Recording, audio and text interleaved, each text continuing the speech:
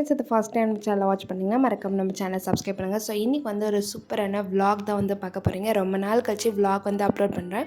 So காலைல morning breakfast வந்து பார்த்திங்கன்னா ஒரு சிம்பிளாக சேமியா உப்புமா செஞ்சுட்டு வெசல்லாம் வாஷ் பண்ணி கவுண்டர் டாப்பெல்லாம் க்ளீன் பண்ணிவிட்டு ஸோ ஆஃப்டர்நூன் லன்ச் வந்து கொஞ்சம் ஹெவியாக சாப்பிட்லான்னு சொல்லி டிசைட் பண்ணோம். ஸோ இன்றைக்கி வந்து பார்த்திங்கன்னா Ambur style chicken biryani, chicken gravy, அதுக்கப்புறம் எக்கு வந்து தயிர் பச்சடி. ஸோ இதுதான் வந்து மெனு. ஸோ இப்போ வந்து சிக்கன் நல்லா வாஷ் பண்ணதுக்கப்புறமா ஒரு டேபிள் ஸ்பூன் வந்து சால்ட் ஆட் பண்ணிவிட்டு நல்லா மேரினேட் பண்ணிவிடுவேன். இது வந்து ஃப்ரிட்ஜில் வைக்கிறதுனால வச்சுக்கலாம், இல்லை நான் வந்து வெளியே தான் வந்து வைக்க போகிறேன். இப்போ வந்து எக் வந்து பாயில் பண்ணிடுறேன். சம்டைம்ஸ் வந்து நான்வெஜ் சமைக்கும் போது எனக்கு என்ன ஃபீல் ஆகுனா ரெஸ்டாரண்ட் ஸ்டைல் ஃப்ளேவர் வந்து வரல அப்படின்னால நான் நிறைய ஃபீல் பண்ணியிருக்கேன். ஸோ அந்த மாதிரி உங்களுக்கு அந்த டேஸ்ட் கிடைக்கணுன்னா இரும்பு கடாயில் சிக்கன் கிரேவி செஞ்சு பாருங்கள். சூப்பராக நமக்கு ஷாப்பில் கிடைக்கிற மாதிரி ஒரு சூப்பரான கிரேவி வந்து கிடைக்கும். நான் எந்த ஒரு ரெசிபி செய்யறதுனாலும் ஃபர்ஸ்ட் வந்து வெங்காயம், தக்காளி எல்லாமே இந்த மாதிரி சிம்பிளாக கட்டர் யூஸ் பண்ணி நான் வந்து கட் பண்ணிப்பேன். அப்போ வந்து நம்மளுக்கு வேலை வந்து ரொம்ப சீக்கிரமாக வந்து ஃபினிஷ் ஆகிற மாதிரி இருக்கும். ஸோ நீங்களும் வந்து ட்ரை பண்ணி பார்த்துட்டு கமெண்ட் பாக்ஸில் கமெண்ட் பண்ணுங்கள். ஸோ இன்றைக்கி வந்து பர்ஃபெக்டாக ஆம்பூர் பிரியாணி எப்படி செய்யறதுன்னு தான் வந்து காட்ட போகிறோம். பிகினர்ஸாக இருந்தால் எப்போவுமே ஆம்பூர் பிரியாணி வந்து தம் பிரியாணி தான் வந்து செய்வாங்க. இன்றைக்கி வந்து பிகினர்ஸ்க்காக நான் வந்து ப்ரெஷர் குக்கரில் வந்து பண்ண போகிறேன்.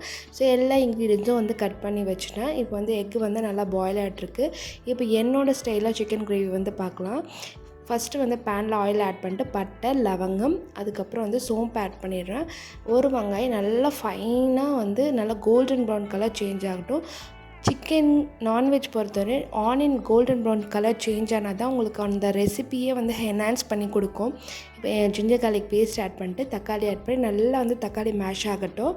இந்த பக்கம் வந்து பார்த்திங்கன்னா பிரியாணிக்கு ப்ரெஷர் குக்கரில் ஒரு tablespoon ghee, 2 tablespoon oil add பண்ணிட்டு பட்டை, லவங்கம், ஏலக்காய், க்ரீன் சில்லி 2 மட்டும்தான் ஆட் பண்ணுறேன். நிறையா பேர் என்ன பண்ணுறீங்கன்னா கல்பாசி, சீரகம், சோம்பெல்லாம் ஆட் பண்ணுறீங்க. கண்டிப்பாக ஆம்பூர் ஸ்டைல் பிரியாணிக்கு அதெல்லாம் ஆட் பண்ணவே மாட்டாங்க. ஏன்னா எனக்கு கற்றுக் கொடுத்தவங்களும் பிரியாணி ஷாப் வச்சுட்டு இருந்தாங்க. ஸோ அவங்க எனக்கு கற்றுக் கொடுத்தாங்க. இப்போ வந்து ஆனியன் ஆட் பண்ணிட்டு தேவையான அளவுக்கு சால்ட் ஆட் பண்ணி நல்லா வந்து மிக்ஸ் பண்ணிடலாம். ஆனியன் வந்து கோல்டன் ப்ரௌன் கலர் சேஞ்ச் ஆகணும். இப்போ கிரேவிக்கு வந்து பார்த்திங்கன்னா வீட்டில் அரைச்ச மசாலா, கரம் மசாலா, சிக்கன் மசாலா ஆட் பண்ணி கொஞ்சமாக வாட்டர் ஆட் பண்ணிட்டு சிக்கன் வந்து ஆட் பண்ணி நல்லா வந்து ஒரு 5 மினிட்ஸ் லெட் போட்டு க்ளோஸ் பண்ணி சிக்கன் வந்து நல்லா குக்காக விட்டோம்.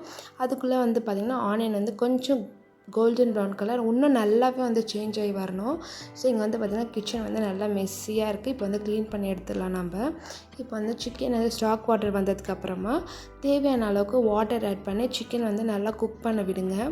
ஸோ நல்லா குக் பண்ணதுக்கப்புறம் சூப்பராக வந்து நம்மளுக்கு வந்து சிக்கன் கிரேவி வந்து கிடைக்கும். இங்கே வந்து பார்த்திங்கன்னா நல்லா கோல்டன் ப்ரௌன் கலர் சேஞ்ச் ஆகிடுச்சு.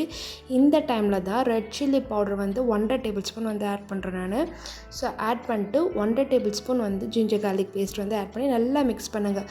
அந்த மசாலா வந்து ஆயிலோடு பண்ணும் போது தான் உங்களுக்கு வந்து கலர் வரைக்கும். நிறைய பேர் வந்து காஷ்மீரி சில்லி எல்லாம் யூஸ் பண்ணுவீங்க. காஷ்மீரி சில்லியெல்லாம் யூஸே பண்ண மாட்டாங்க.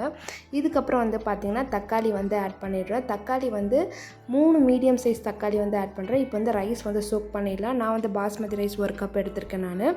இப்போ வந்து பார்த்திங்கன்னா நல்லா மேஷ் ஆகட்டும். தக்காளி மேஷ் ஆனதுக்கப்புறம் நம்மளோட சிக்கன் வந்து ஆட் பண்ணிவிட்டு இந்த டைமில் நீங்கள் என்ன பண்ணணும்னா கர்ட் ஆட் பண்ணணும். ஆல்ரெடி சால்ட்டில் வந்து நல்லா மேரினேட் ஆகிடுச்சு. சிக்கனை குக் பண்ணும்போது கர்டில் வந்து குக் பண்ணுங்கள். அப்போ தான் வந்து சூப்பராக டேஸ்ட் ஆகும். இந்த டைமில் யாருமே லெமன் ஸ்க்வீஸ் பண்ணாதீங்க. லெமன் ஸ்க்வீஸ் பண்ணிங்கன்னா சிக்கன் வந்து ஹார்ட் ஆகிடும். அதனால் லெமன் வந்து லாஸ்ட்டாக தான் வந்து ஸ்க்வீஸ் பண்ணணும். இந்த டைமில் வந்து சிக்கன் நல்லா குக் ஆனதுக்கப்புறமா ஒரு 50% நல்லா குக் ஆகிடும். குக் ஆனதுக்கப்புறமா புதினா வந்து ஆட் பண்ணி நல்லா மிக்ஸ் பண்ணி எடுத்துக்கலாம் நம்ம. நான் வந்து பார்த்திங்கன்னா 1 டம்ளர் அரிசிக்கு 1.5 டம்ளர் வாட்டர் வந்து ஆட் பண்ணுறேன். ஸோ இப்போ வந்து பார்த்திங்கன்னா எல்லாம் மிக்ஸ் ஆனதுக்கப்புறமா வாட்டர் ஆட் பண்ணிவிடுங்க. வாட்டர் ஆட் பண்ணிட்டு இந்த டைமில் வந்து உப்பும் காரம் வந்து செக் பண்ணுங்கள். காரம் பத்தலைனா கூட பரவாயில்ல. இந்த டைமில் ஆட் பண்ணிட்டு சால்ட்டும் வந்து ஒரு கல் ஜாஸ்தியாக இருக்கணும். எதுக்காகன்னு பார்த்திங்கன்னா ரைஸ் ஆட் பண்ணுவோம் பர்ஃபெக்டாக இருக்கணும். சால்ட் ஆட் பண்ணதுக்கப்புறமா லெமன் ஸ்க்வீஸ் பண்ணிவிட்டு நல்லா அந்த வாட்டர் பாயில் ஆகுதில்ல அந்த டைமில் கொத்தமல்லி ஆட் பண்ணுங்கள். இப்போ வந்து பார்த்திங்கன்னா நம்ம கிரேவி வந்து நல்லா ட்ரை ஆகிடுச்சு. இந்த டைம் வந்து 1 டேபிள் ஸ்பூன் பெப்பர் ஆட் பண்ணிட்டு லாஸ்ட்டாக கருவேப்பிலையும் கொத்தமல்லி ஆட் பண்ணுங்கள். கருவேப்பிலை தான் முக்கியம்.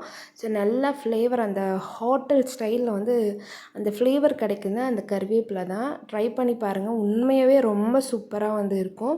ஸோ இந்த மாதிரி நல்லா மிக்ஸ் பண்ணிட்டிங்கன்னா ஒரு சூப்பரான கிரேவி வந்து ரெடி ஆகிடுச்சு. இந்த டைமில் பிரியாணிக்கான தண்ணியும் வந்து நல்லா கொதித்து வந்ததுக்கப்புறம் சால்ட்டும் காரமும் செக் பண்ணிவிட்டு ரைஸ் ஆட் பண்ணி 2 விசில் விடுங்க. சூப்பரான பிரியாணி வந்து ரெடி ஆகிடும். எக்கும் வந்து பார்த்திங்கன்னா பெப்பரு சால்ட்டை போட்டு நல்லா மிக்ஸ் பண்ணி எடுத்துக்கலாம். இங்கே பார்த்திங்கன்னா சாதம் வந்து நல்லா உதிரி உதிரியாக வந்திருக்கு.